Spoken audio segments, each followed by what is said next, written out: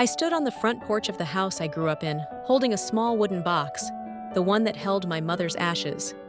It was quiet. Too quiet. The kind of silence that made your ears ring and your throat tighten.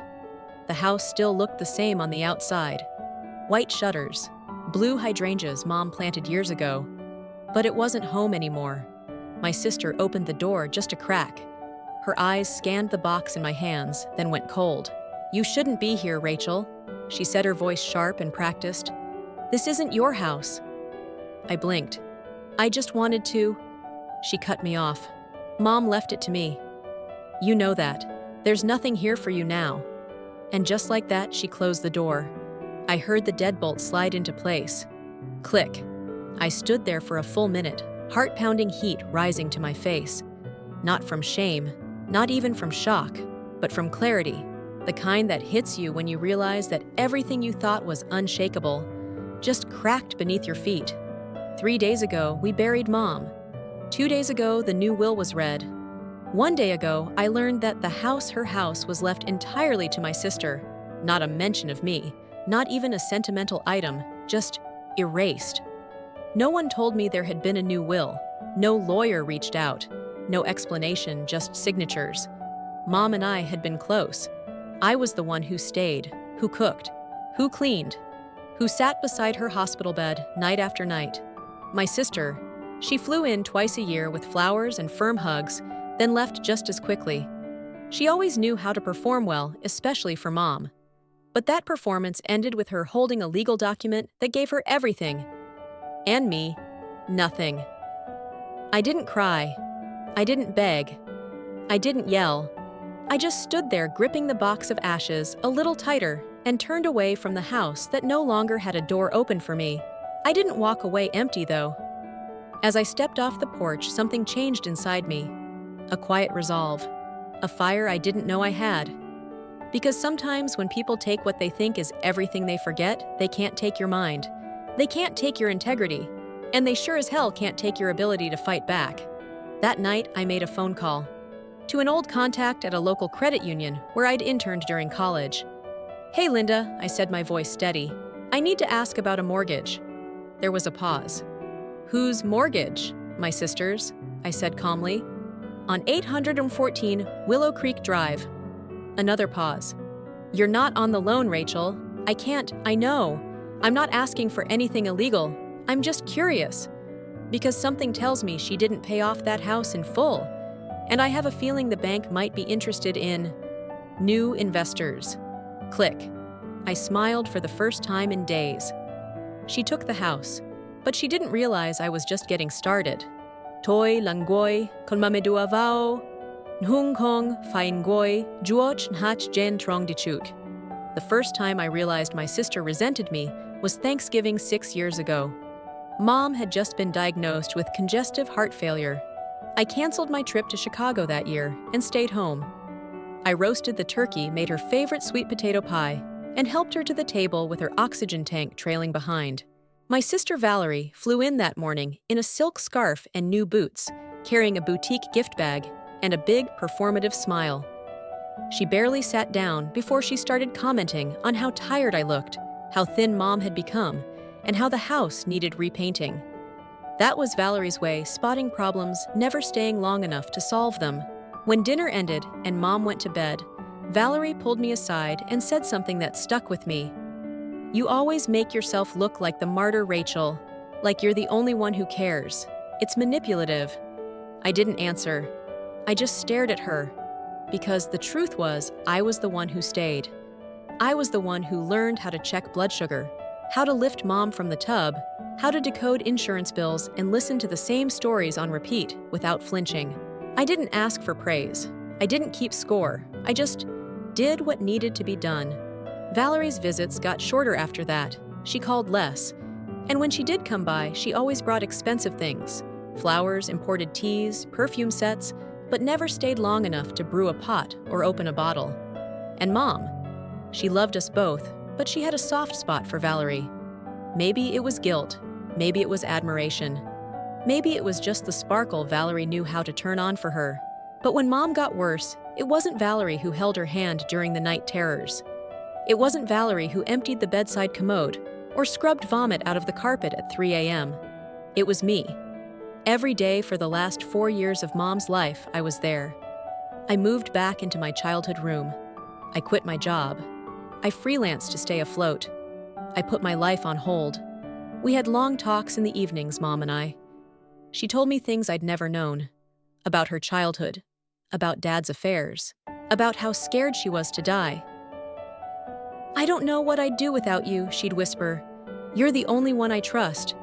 And I believed her, which is why, after she passed, when Valerie presented a new will at the reading dated 3 weeks before Mom's death, I was stunned into silence. I hadn't seen that will. It wasn't filed with our family lawyer, Mr. Dalton, who had handled all of Mom's documents for years. Instead, it was drawn up by Valerie's personal attorney in Atlanta. Signed, notarized, clean. No mention of me.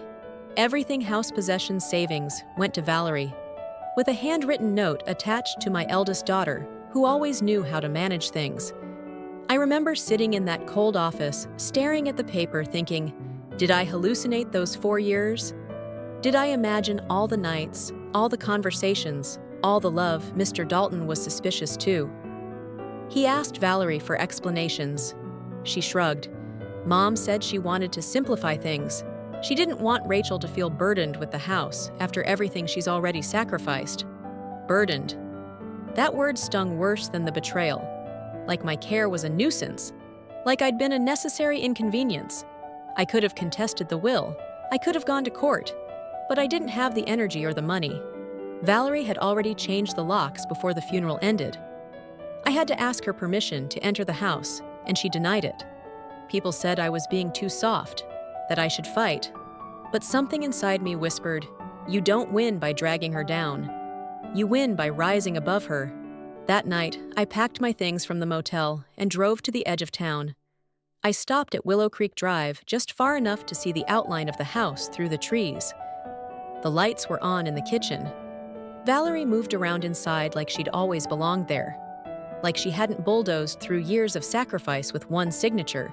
I sat in my car for a long time, clutching the steering wheel, my face blank, my chest hollow.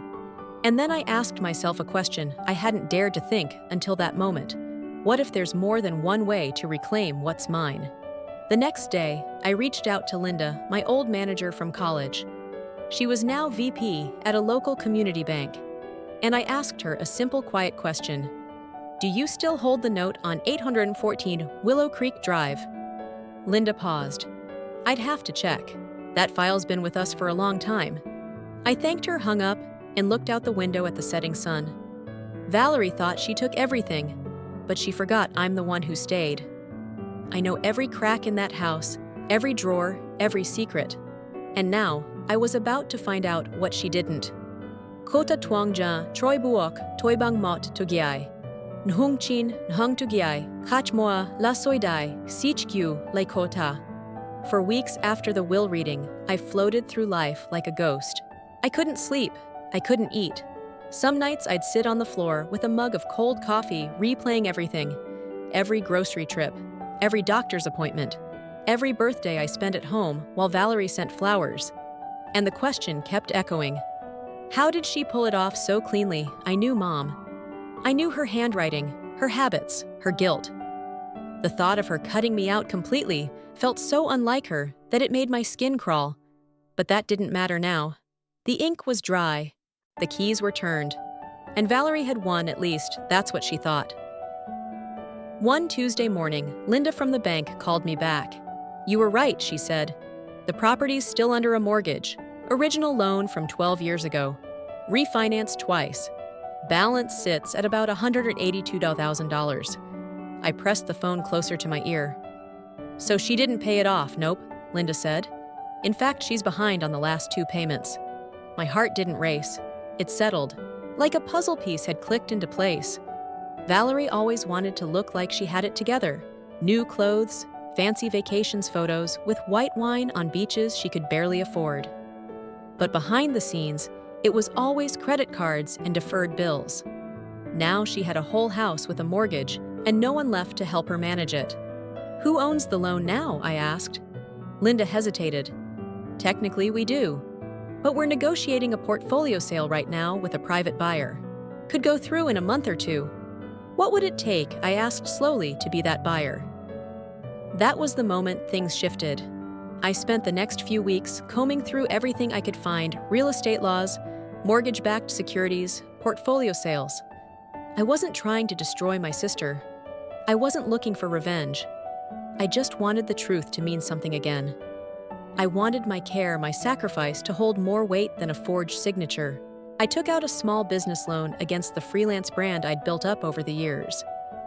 I reached out to 2 contacts from my financial consulting days, people I trusted. We pooled resources. And when the time came, we put in an offer to purchase a chunk of the bank's mortgage portfolio, including the one tied to 814 Willow Creek Drive. A month later, the sale closed, and I became one of the managing partners in the trust, holding the note on my mother's house. Not revenge, just leverage. The first letter went out a week later, formally and politely, reminding Valerie of her overdue payments and notifying her of upcoming rate changes under the new loan servicing structure. She ignored it. The second letter carried more weight-detailed notices, deadlines, legal verbiage. That's when she called me. "Rachel," she snapped, "are you behind this?" I paused. "Behind what? Don't play dumb. These mortgage letters, this increase, they're trying to bully me into refinancing." I kept my voice calm.